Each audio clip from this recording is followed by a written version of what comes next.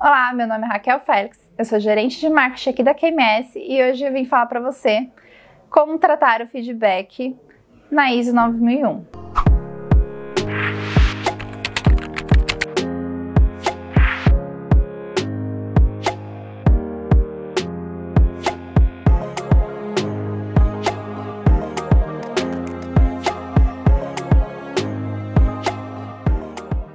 Antes de começarmos o vídeo, deixa o seu like. No final, me conta se as dicas elas te ajudaram e não esqueça de compartilhar também, que isso ajuda muito no crescimento aqui do canal.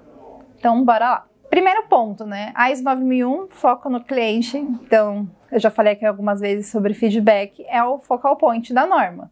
Se você quer realmente focar no cliente, você precisa escutar ele. Então, a primeira dica, realmente, é você praticar essa escuta ativa com o cliente. Então, eu falei aqui já de você trabalhar isso com a sua equipe, de você trabalhar com o time interno, mas você precisa trabalhar isso com o cliente também. É muito comum nas organizações, se você não estabelecer essa cultura, de o cliente abrir uma reclamação e a culpa é sempre do cliente. Não vou falar também que a culpa é sempre da organização. Todo mundo tem o seu peso ali dentro. Mas a gente precisa realmente entender, ter essa empatia com o cliente. Se ele está reclamando, aí você vai falar, mas eu já tenho processo para isso. Você pode até ter esse processo, mas às vezes está sendo comunicado errado para o cliente e ele está certo em reclamar. O processo é seu, você precisa saber comunicar ele. Ou então ele vai reclamar de um produto. Mas é o clima do lugar que está sendo afetado. Mas o serviço não chega até lá de tal forma. Você precisa informar isso no seu processo de vendas. O maior erro da gente é achar que as pessoas, os clientes, eles precisam conhecer nosso produto antes de comprar.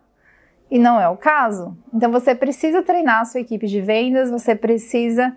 Sempre que você ouvir um feedback, às vezes você vai conseguir melhorar o produto, você vai conseguir melhorar o serviço, mas às vezes, né, se você não tem os recursos disponíveis, se você não tem a estrutura necessária, você vai precisar comunicar isso desde o início, porque você não vai criar expectativas muito grandes, né? Então, eu acho que essa é a maior questão, né? A gente precisa saber o que a gente está comprando. Se as expectativas de ambas as partes elas estão alinhadas, a frustração é muito menor.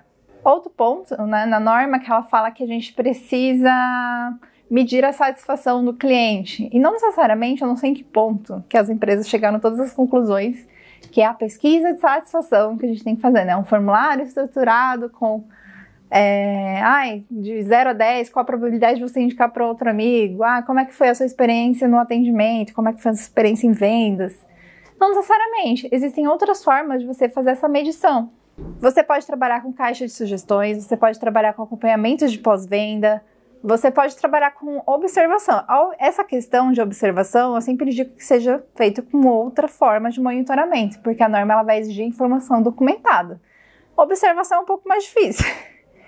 Então, sempre use outras ferramentas de forma conjunta. A observação eu considero muito importante, porque não necessariamente o cliente ele vai saber do que ele quer reclamar, você entende? Então, às vezes a gente gosta de uma coisa, mas a gente vai dar uma nota 10, mas a gente não sente aquele apreço gigantesco, a gente não sabe falar o que quer, nem sempre a gente sabe o que a gente quer. Mas a empresa ela consegue fazer essa avaliação, né? Aqui nos treinamentos da Q Academy, por exemplo, a gente sempre manda lá uma pesquisa, mas ao mesmo tempo a gente sempre está participando, a gente conversa com os alunos, a gente vê como é que está sendo a interação deles e a gente consegue tirar algumas conclusões disso. Então é importante que você participe, às vezes, como é que está sendo o processo de vendas, como é que está sendo o pós-vendas, liga para um cliente, conversa com ele, faça um evento onde você consiga reunir todos ali, ver como é que eles interagem entre si, porque dessa forma você realmente consegue avaliar, olha, ele não falou lá na pesquisa, mas ele não está tão satisfeito, a minha plataforma ela não está cumprindo tal propósito. Essas coisas, só a gente que é interno vai conseguir notar, porque a gente sabe do que pode melhorar quando a gente está escutando um feedback.